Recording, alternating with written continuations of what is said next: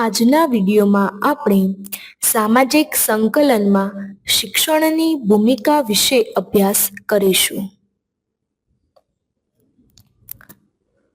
સામાજિક સંકલનમાં શિક્ષણની ભૂમિકા. બાળકમાં દરેક વ્યક્તિ પ્રત્યે સમાનતાની ભાવના ઊભી કરવી. સામાજિક સંકલન માટેનો અભ્યાસક્રમ તૈયાર કરવો. બાળકોને સામાજિક સંકલન માટે શિક્ષણ આપવાની વ્યવસ્થા કરવી. સમાજમાં રહેલ ભેદભાવ દૂર થાય તે મુજબ શિક્ષણ વ્યવસ્થા તૈયાર કરવી. દરેકને શિક્ષણની સમાન તકો આપવી. બાળકો સામાજિક અનુકૂલન સાધી શકે તે માટે વિવિધ કાર્યક્રમો અને માર્ગદર્શન આપવું. નિરક્ષરતા દૂર કરીને સામાજિક સંકલનને વેગ પૂરો પાડવો. અંધશ્રદ્ધા દૂર કરી વૈજ્ઞાનિકતાનો વિકાસ કરવો.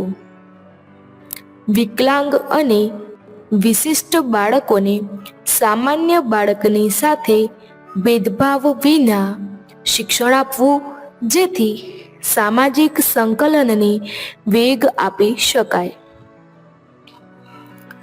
દરેક વર્ગને શિક્ષણ મળી રહે તેવી વ્યવસ્થા ઊભી કરવી. વિકલાંગ બાળકો સમાજમાં સન્માનપૂર્વક પોતાનું જીવન પસાર કરી શકે તે માટે જાગૃતતા ફેલાવવી.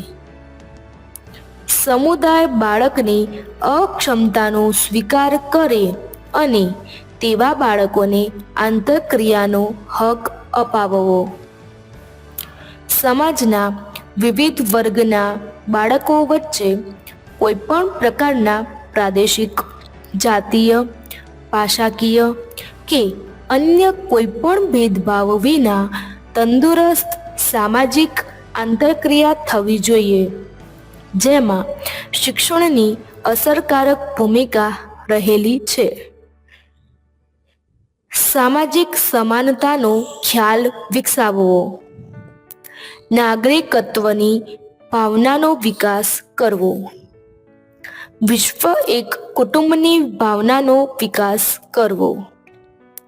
બાળકોને બંધારણીય હકો મેળવવા માટે મદદરૂપ થવું.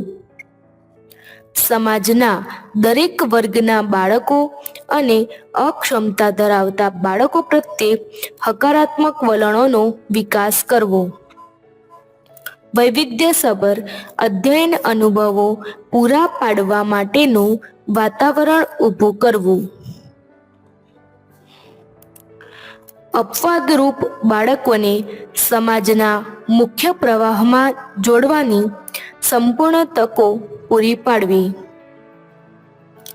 તમામ પ્રકારના બાળકો એકબીજાની ખામીઓ અને ખૂબીઓ સ્વીકારે છે, એકબીજાને કાર્યોને બિરદાવે છે, તેથી તેમના એકબીજા પ્રત્યેના વલણોનો હકારાત્મક વિકાસ થાય તેવું આયોજન કરવું. સમાવેશી શિક્ષણ માટે સંતુલિત અને બહુસ્તરીય અભ્યાસક્રમનો વિકાસ કરવો જોઈએ. Thank you.